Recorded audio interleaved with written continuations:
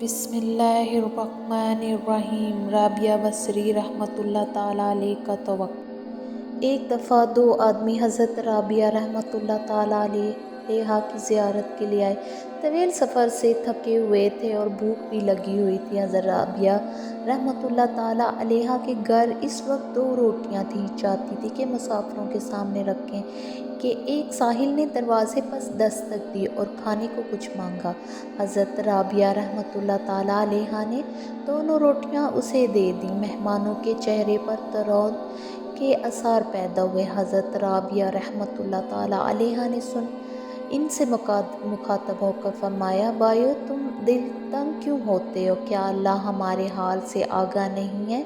वही सबका राज़िक है। अभी ये बात इनके मुंह में ही थी कि एक लौंडी कुछ रोटियां कपड़े में लपेटे हुए हाजिर हुई। कहा कि मेरी मालिका ने ये रोटियां आप रहमतुल्लाह अलैह के लिए भेजी हैं। हज़रत राबिया रहमतुल्लाह ताला अलैहा ने रोटियां लेकर गिनी और फिर इन्हें लौंडी को वापस देकर कहा, तुम्हारी मालिका से गिनने में गलती हुई है। जितनी रोटियां वो भेजना चाहती थी इनमें से 2 रोटियां कम हैं।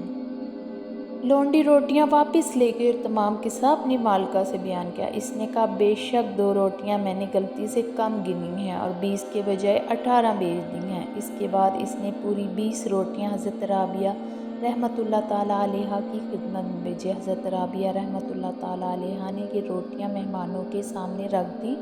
उन्होंने खूब शिकम सीर होकर खाना खाया और फारिग होकर हज़रत राबिया रहमतुल्लाह ताला अलैहा से पूछा, आप रहमतुल्लाह ताला अलैहा को कैसे मालूम हुआ कि 2 रोटियां कम हैं? फरमाया, जब मैंने 2 रोटियां साहिल को दी तो अपने मालिक हकीकी से अर्ज़ की, ए मेरे मौला, तेरा वादा है कि एक के बदले दुनिया में 10 और आखिरत में 70 अता करेगा। 2 रोटियां तेरी राह में दे रही हूँ, तू अपने वादे पर पूरा करना।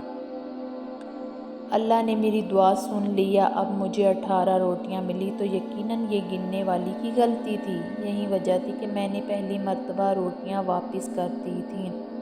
दोनों मेहमान हज़रत राबिया रहमतुल्लाह ताला अलैहा के तवक्कुल पर हैरान रह गए।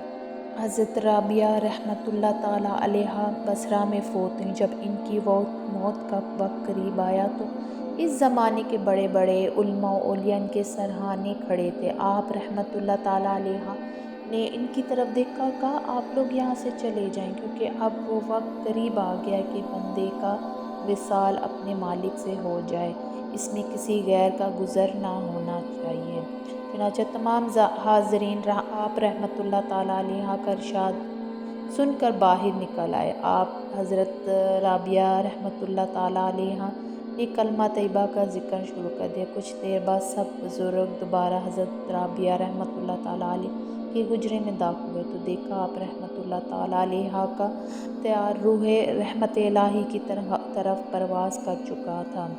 हज़रत राबिया रहमतुल्लाह ताला अलैहा ने जिस दिन वफ़ात पाई, जहाँ जहाँ इनकी खबर पहुँची वहाँ हशर बर्पा हो गया। जनाजे में लाखों अफराद ने शिरकत की।